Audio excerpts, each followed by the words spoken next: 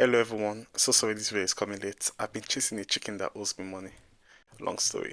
If you are new, welcome to my YouTube channel and I talk about, well, anything that comes to my head. And today I'm going to be talking about my work experience over here in Ireland as a Nigerian. Before I go further, please subscribe to this channel and turn on your notifications so you'll be notified whenever I post a video. Alright, thank you very much. And also, please like this video so the algorithm could push it to amazing people like yourselves. About 7 months ago, I made a video on my 1 year experience in Ireland, which sort of blew up. I currently have more than 7,000 views on that video. All thanks to you all, by the way, so I truly appreciate you all, okay? And in my DM and in the comment section, people were interested in the workspace and how it is, so that's one of the main reasons I'm doing this video. So let's get this party started. On this video, I'm gonna share my experience with you guys. I'm gonna share some tips as well in order to help you. So basically, I need you all to pay attention to this video because it's gonna be very informative and educational. This video, I'm gonna divide it into 2 segments. Number one, what you should do before you get a job, and the video proper, my work experience and what you should do when you finally get a job. So if you're a Nigerian or anyone at all looking to work in Ireland, then this video is for you. So over here in Ireland, there are various ways that you can apply for a job. You could go online to Indeed, Irish Jobs, or even LinkedIn. You could go to recruitment firms to hand in your CV, so they'll tell you when there's anything available for you. Or you could even go to the companies or wherever you want to apply and ask them if they have any vacancy. When you get into the country, don't particularly be in a haste to get a job, alright? Now, take some time, observe the terrain, observe the people, get to familiarize yourself with the place, then proceed to start looking for a job, alright? Because you are going to need it, and most importantly, rest well. Like when you get into the country, rest well, because when you start working, you're going to beg for days off, you're going to beg for holidays. So when you get to the country, don't be in a rush, take your time, rest well, and observe the place. If you have a stamp 4 or if you are opportuned to apply for job seekers allowance, just do that, okay? And use that time to rest and observe the place. Then proceed to go look for a job. Then another thing you should know is that jobs are not as easy to get as you may think. Even something that seems basic like working in a fast food, you won't get it. Or rather, it's not as easy as you think. You will see these job offers. You go to Indeed, you see the various job offers, even the one that you're qualified for. But for some reasons, you will be rejected most of the time. So, like, you will eventually get a job. Don't get me wrong, but like, it's not as easy as you think. So, prepare to face rejection upon rejection upon rejection upon rejection upon rejection. It's normal. The point being, jobs are not as easy as you may think. Now, this is something I've observed, but don't be surprised when you get messages or calls from places that you didn't even apply to. The place that I'm working in now, that's how I got it. I don't remember applying for that place. I don't remember sending anything to them at all. I checked my log, I checked everything, nothing came up. So I truly don't know how that happens. So basically, it's normal, okay? Let me tell you what happened. I was working in a fast food. It was a horrible experience. I didn't even last there at all. After that, I told myself I'm never going to do a physical job in my life or work in a fast food again. No offense to anyone that works in a fast food. No disrespect to you. If anything, I actually have the utmost respect for you because nah, I just can't do it anymore. Then I decided to go look for another job. There's like a 5-star hotel close to my house, so I tried going in there to apply for a job. And before I stepped into the building, I decided to check my phone. I saw a missed call. So I just told myself, okay, before I come into this place, let me just see who this is and what the person wants. Then I go out about my day. And when I picked the phone and I called, it was actually from this company that I worked with. And they were like, yeah, so they saw my CV and this is how much they're going to pay. Am I interested in the job? I was like, yeah, yes, I'm interested. They said, okay, what time do I want the interview? I said, tomorrow. This is a job that I didn't even know what I was going to be doing. I didn't even know the job description. So I asked them, what is the role exactly? And they told me what it was. So I spent the rest of the day researching and preparing for my interview. And voila, I got the job. So basically, it's even happened to me again last 2 weeks. A company that I didn't apply for called me and I checked my log, the same thing, no records of anything. So it's normal, okay? It's not unorthodox to get calls from places that you didn't even apply to.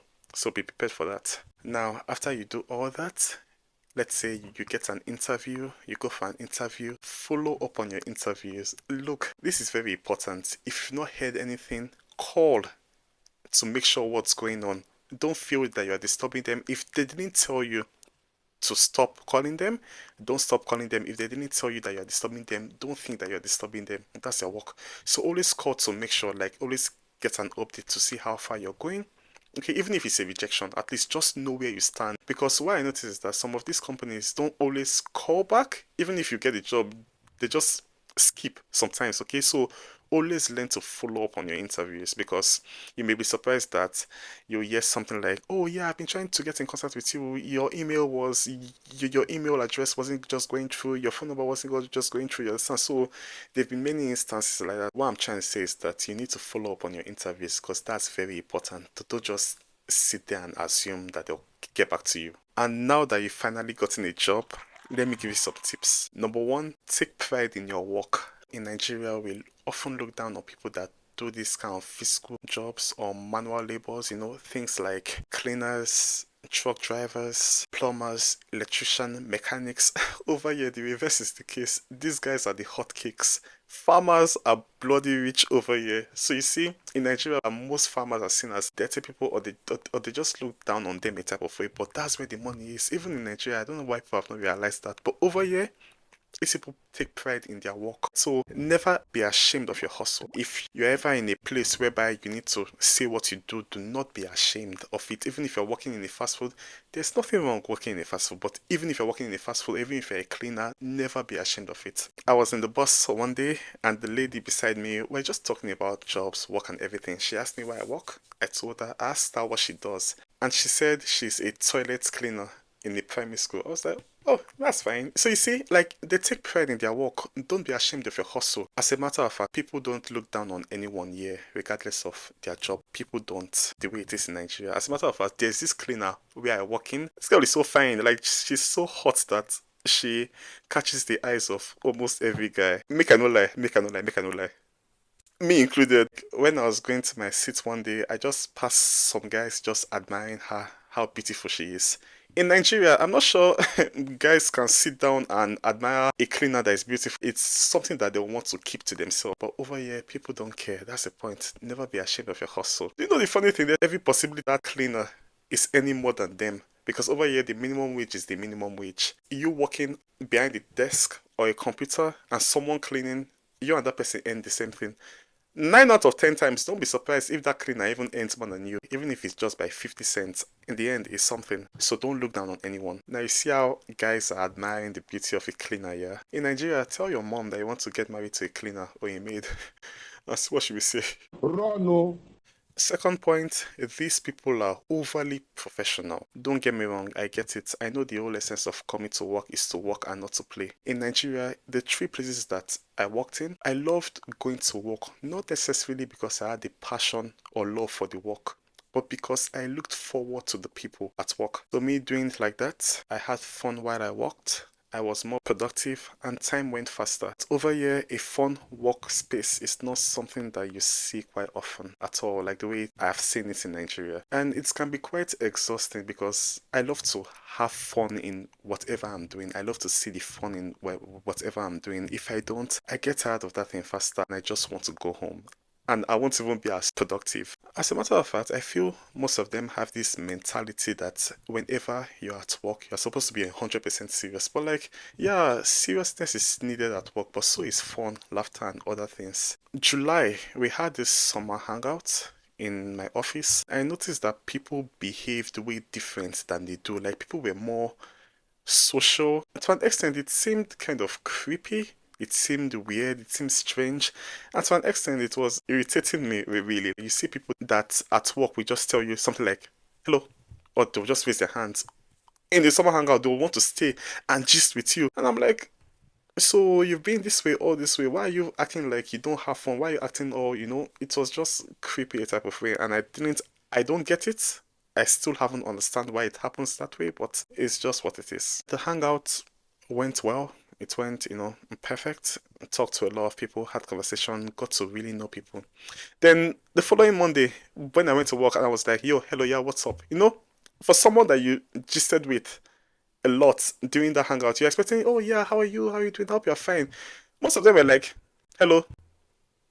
And I'm like, what the hell is happening? Like, is something right with you? Like, that's just how I felt about it. If you're looking for, a place that you have fun while working, if you're looking for a place whereby you look forward to the people and how fun they are, you will not find it here. And this brings me to my next point, which is toxicity. To be fair though, this is not my experience. In the two places that I've worked in, I've never seen any level of toxicity. I won't say it's a toxic place. Yeah, sure, there were some high and low moments, but I won't go as far as saying that it was a toxic space.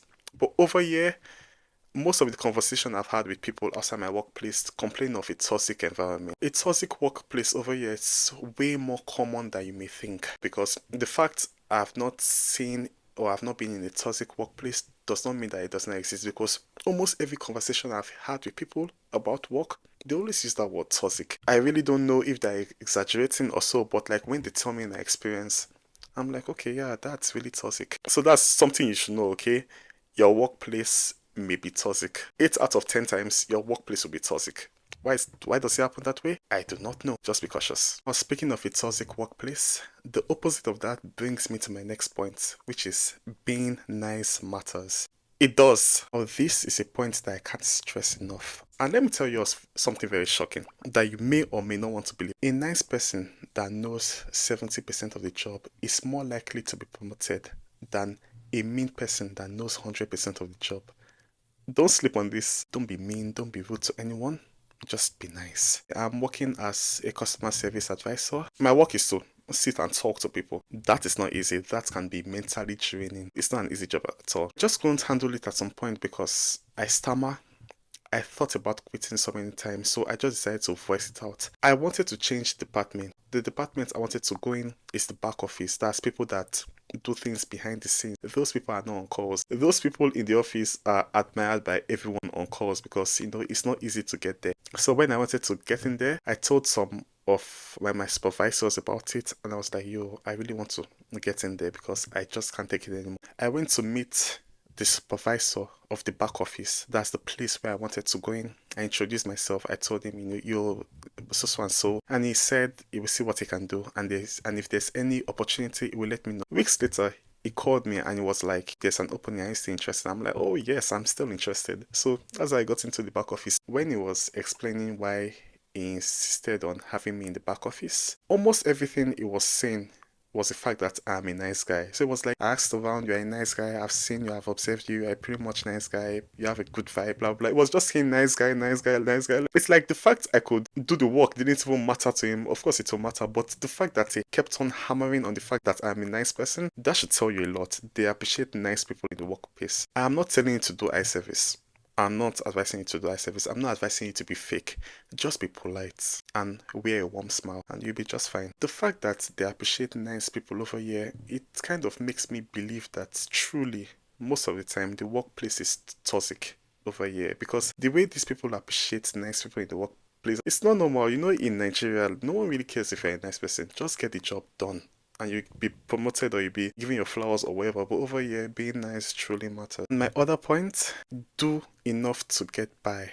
In other words, no do pass yourself. This may sound crazy or selfish if you will, but you need to realize something. The workspace is designed in a way for you to work the most while being paid as less as possible. I know you may want to do eye service and prove to everyone that you're a hard worker, but that won't help you. All what you're doing is creating attention and bringing more work to yourself. That's it. Just do what they ask you to do and get out of there. It's simple. No do pass yourself. If you have a daily task to do 10 things, just do 10 things. Your boss will pay just enough so you won't quit. So work just hard enough so you won't be fired. Yeah, prepare to be picked on. That's another point. Prepare to be picked on. Do not be surprised because unfortunately, this is more normal than you may think. There's always that one person that'll pick on you. It can be your supervisor, your boss, even a fellow colleague, okay? And most of the time, there's always that one person that will just decide to pick on you. Yo, guys, so before I move on, so sorry if it seems like I'm always telling stories or giving instance or whatever. This is my experience. So definitely I will give an instance or two in order to make you understand what I'm really talking about, okay? That's just my way of explaining something. As a matter of fact, for some people, it gets so intense to the point that they quit. There was a girl sitting down beside me. This girl was so lovely. God, as in, when I say lovely, very lovely. She was about, okay, she's not a girl, she's a lady. She's about 30 or 29, but she's this kind of person that is so small and he looks so young. So apparently, our team leader was hitting on her. Like, our team leader literally told her, I don't like you. And then I'm like, why will a team leader tell you that kind of thing? Even if, indeed he does not like you, like, why will he tell you that kind of thing? So that man picked on her and it wasn't a nice experience. She had to quit. So you see, there's always that one person that'll pick on you, and there's always that one person that hates your guts. Let's get interesting a bit. Beware of the lookouts. You know how in Nigeria there's always that one person that, as we say in Nigeria, amebo. That's like a prognoser. That's someone that is always into everybody's business. You know how there's always that one person that knows everything about everyone, and as such, you avoid them because they talk a lot, they gossip a lot, or they do things anyhow. They are over here. At least the difference is that in Nigeria you know them, but over here you will never know them. People you never expect will know everything about you in that office. You will never find out. Only by the special grace of God will you know. You know how they say never? I am saying never. You will never find out. So whenever you're in the office environment, you have to behave yourself because you think the CCTV cameras are watching you. Yes, that they're watching you, but there's always that one person that is watching you more than the CCTV camera. And as usual, I will give you my experience. Now, this is quite a funny one. It was a lunch. I wanted to use the microwave to heat up my lunch. And then I turned and I mistakenly bumped into this woman or lady. I apologized. I was like, yo, I'm so sorry. Okay, I'm very sorry. I really apologize to her. Well, she smiled, looked at me, and she told me that's why she likes me. She was like, that's one of the main reasons she likes me. And I was like, sorry? Because here's the thing, I've never talked to her. The only thing I say is, hi, hi. We don't even have eye contact. And that's why I say, you will never ever know this person is that observes you at work. You will never ever know the lookout at work. This is why you have to beware. She goes, yo, this is why I like you. You are a very decent person. You are neat. You clean up after yourself. You do this very nice. I'm like, this person sits down. The Our workspace is very big, okay? I'm at the far side, she's at the other side, which made it more creepy because I'm like, how the hell do you even know that I clean up after myself? How do you know that I make it a point to clean my decks before I walk? Because most people don't do that. You'll just never know who this person is most of the time, like except by the special grace of God. Now, imagine if that person was a bad person, or rather, imagine I wasn't behaving myself, or imagine I was doing something wrong. And then imagine she's a person that like wants my head in that office. As you can see, that would have gone a whole different way for me. So you see, yeah, when you're in the office or when you're at work, be on your best behavior because there's always that one person that's observing you. It could be to your favor, it could be to your detriment, whatever the case may be. Alright, so please behave. Now, as I made mention of the fact that we had a summer hangout, sometimes in the workspace they do this thing whereby they have Christmas parties or hangouts or something like that. Which brings me to my next tip. When you are in an official hangout, shut the hell up. This is another point I cannot stress. Like, just assume the rules and regulation in your workplace applies there. If you cannot speak to your boss or to your supervisor a type of way because you're in the office, don't do it when you're at the hangout. As I said, just assume the rules and regulation of the office applies to the hangout. Because sometimes I'd like to think that it's a trap, truly. So that being said, even if you plan to go out drinking with your colleagues, that's a point where you really need to shut up. Or rather, as I'd like to say, learn the art of oversharing without really saying anything. Because you see those hangouts, that's when you really get the gist of what's happening in the office. You will hear the beef someone has with someone, you will hear the issues another person has with another person. People will drink and then talk anyhow. Don't join them. But here's the thing, do not shut anybody up. Now, when you are noticing that they are talking about someone, a particular staff, or blah blah blah, definitely they'll want to look at you to also share. And that's why I said you need to learn the art of oversharing without really saying anything. You can just be like, oh yeah, I really, really don't like work. The whole 30 minutes break is so small, stupid job, blah blah blah. You understand, yeah? Now, when they are talking about something deeper, let's say when they are gossiping a colleague or something, you're also contributing, but you're really not saying anything that could hurt you in case that conversation leaks or whatever. The reason I tell you not to shut them up is because knowledge is power. I've learned so many things from chilling with colleagues after work. Let's say when we go out for drinks, I've learned so many things about people. There are so many things I know about my company that I shouldn't know. I'm saying it again. When you're in an official hangout or when you're chilling with your colleagues, don't don't overshare. Like, do not overshare. It could be a trap, okay? So yeah, instead just take advantage of it and listen. Like, listen about what they're saying. If they're talking about someone, know that that's just one person's side of the story, and then be cautious of that person, okay? That's it. You have to be smart about these things. But let us talk about money. If you are ever at a point whereby you are getting sick of your job and you want to look for a new job, do not quit your job, then look for a new job. The best time to look for a new job is when you currently have a job. When you start getting offers, you have to be strategic, because truly, not everything is about money. You have to think about the pros and cons of this offer that you're getting, and don't just jump into it because of the money that you're getting. Especially the physical job. In Nigeria, you can do a physical job and not be as stressed, because if you don't have anything doing, you could just go and rest. You can just go and sit down. Over here, guys, there's nothing like sitting down, because these people are paying you by the hour. When I was working in the fast food, let's say if there are no orders, you have no business sitting down. Go cut something, go cut onions, go cut lettuce, cabbages, or whatever, or go do some deep cleaning. Don't just stand there, because as I said, these people are paying you by the hour. That's why I'm telling you, you have to be strategic. Let's say I'm earning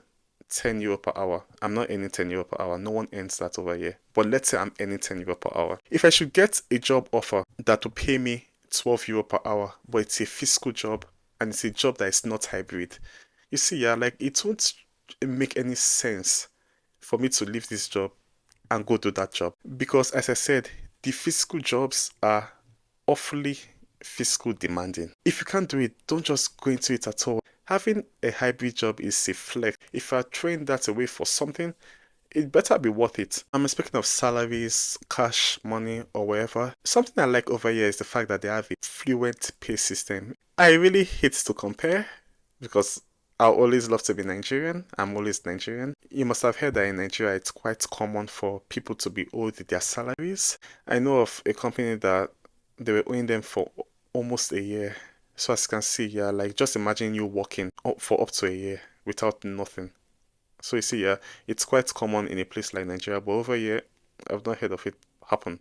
Like, even if it happens, it's not as common as it is. So something I truly like about the workspace here is the fact that it has a Fluent pay system. They pay on time. My second to the last point, do not have two jobs.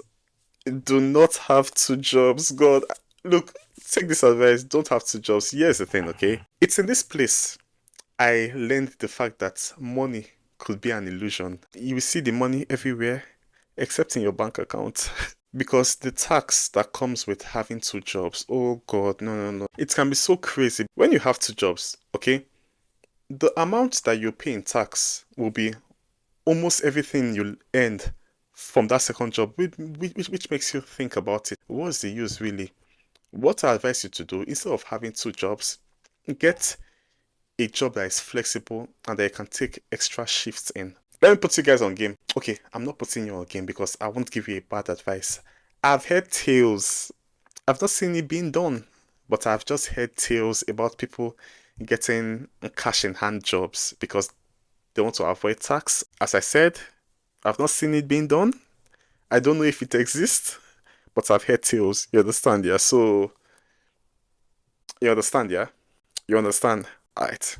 As much as it's smarter, because you avoid the tax and everything, it's illegal. So know what you're doing, and I'm not giving you any advice. I'm not advising you to go do that. I'm just telling you that I've heard tales of it being done. And finally, diversification. The country is highly diversified, so is the workspace. You see everyone from different creed, religion, and walks of life, okay? You see the Japanese, you see the Chinese, you see Koreans, you see the Nigerians, you see every tribe, every race, every creed, okay? So that being said, keep your personal views to yourself. Your take on marriage, religion, politics, keep it to yourself because that's a workplace, okay? You are there to work. As a matter of fact, most times I know that it's in the rules and the regulation to not talk about, personal things like that. But in case you get a job and it's not in yours, please keep it to yourself. Although, you could always find one or two people to, have that kind of talk with, but normally just keep it to yourself, especially on the aspect of sexuality, because the LGBT is legal here. In Nigeria, it's legal here. So when it comes to sexuality, if you're homophobic, keep it to yourself. Don't voice it out. Don't try to change anyone. Don't try to advise anyone. Don't try that thing here. If you are invited to a colleague's gay wedding, just peacefully and respectfully decline, okay? And just wish them the best. If you don't have it in you to wish them the best, don't express your disgust in any way at all, okay? You don't need to do that. Just be respectful and mind your business. So, in conclusion, the workspace is one of a kind. It's not perfect, it has its moments, okay? So, just be meticulous and behave yourself, and you'll be just fine. And that's all she wrote. Thank you all for coming this far. If you've come this far, thank you very, very much. If you like this video, please like, share, subscribe. If you didn't like the video, like, share, subscribe. I'm still there, and I'm out.